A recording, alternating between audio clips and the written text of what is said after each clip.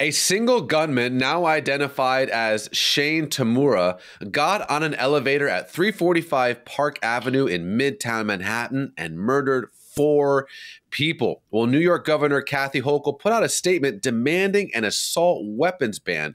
And I'm joined now by CBN's Billy Hallowell. Now, Billy, something about this statement caught your eye. What was it? Well, when I first saw the statement, I read it in a news story and I thought, okay, well, Hochul must have said this in a speech because it seemed very sloppy. I'm going to read you the line that seems sloppy to me. The line was, "The time to act is now. The American people are tired of thoughts and prayers. They deserve action." And I thought, well, certainly she's not saying that people are tired of thoughts and prayers. She must have said it in a speech. No, she actually wrote this. This is a statement that was posted on the governor's website. The American people are tired of thoughts and prayers. Actually, we're not tired of prayers. Prayers are what we need. We're in the predicament we're in because we've told people a bunch of lies that they don't matter, that life is all an accident. We could do a whole other conversation on where we've landed ourselves culturally and why we're dealing with the hopelessness and chaos and pain that we're dealing with in the world today.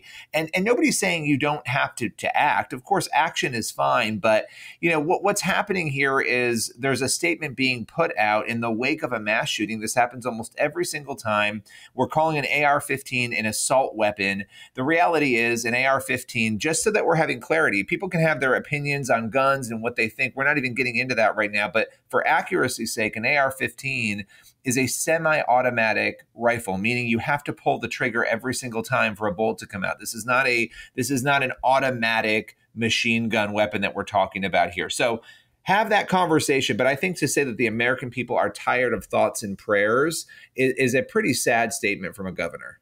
100%. Let me actually read. I think it's important for us to read verbatim what she said. Let me read a couple lines. "New York has some of the strongest gun laws in the nation. We banned assault weapons. We strengthened our red flag law. We closed dangerous loopholes, but our laws only go so far when an AR-15 can be obtained in a state with weak gun laws and brought into New York to commit mass murder." She goes on, "The time to act is now. The American people are tired of thoughts and prayers," as you said. "They deserve action. Congress must summon the courage to stand up to the gun lobby and finally pass a national assault weapons ban before more innocent lives are stolen." So what does that even look like, a national assault weapons ban?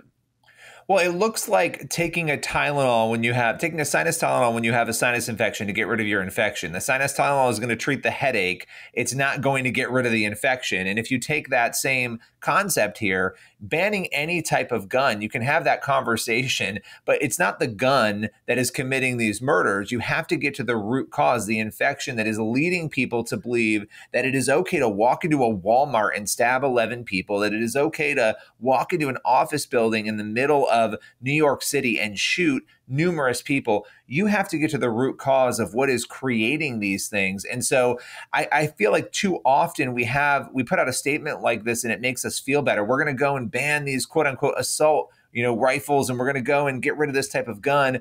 And it does nothing to get to the root cause of what it was. And by the way, we're still trying to figure out the full motive in this case, right? Well, that's what's really interesting and tragic is this happened at 345 Park Avenue. Now, Billy, you and I actually, when we used to work for The Blaze, over a decade ago, the studio was, I looked out on Google Maps, about 5 blocks from this place. So it's not that far. Yeah. It's an area you and I are very familiar with.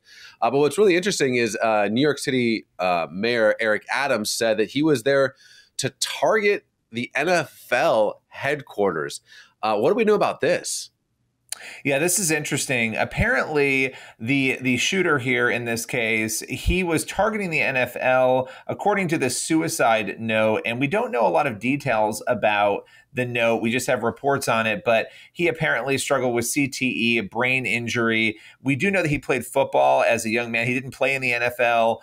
We don't know why he would go after the NFL. He brought up a former player who suffered from the same condition, an NFL player who actually committed suicide years ago in his letter, from what we're seeing in reports. So it appeared to be, and the NFL offices are in this building at 345 Park Ave, an attempt to go after the NFL, but he actually got got into the wrong elevator from what we're hearing. And because he was in the wrong elevator, did not end up in the NFL offices after all.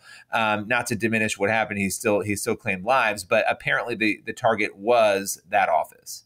Yeah, I think it's hard to understand if you've never maybe been to Midtown Manhattan. There are elevator banks that go to different levels.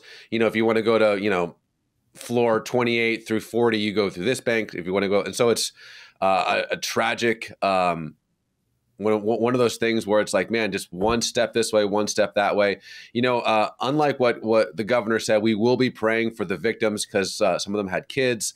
I think I read that one of them had a pregnant wife. And so obviously this is a horrific tragedy. And so, yes, our audience, I know you are who's watching this, will be praying for the victims of this really barbaric atrocity.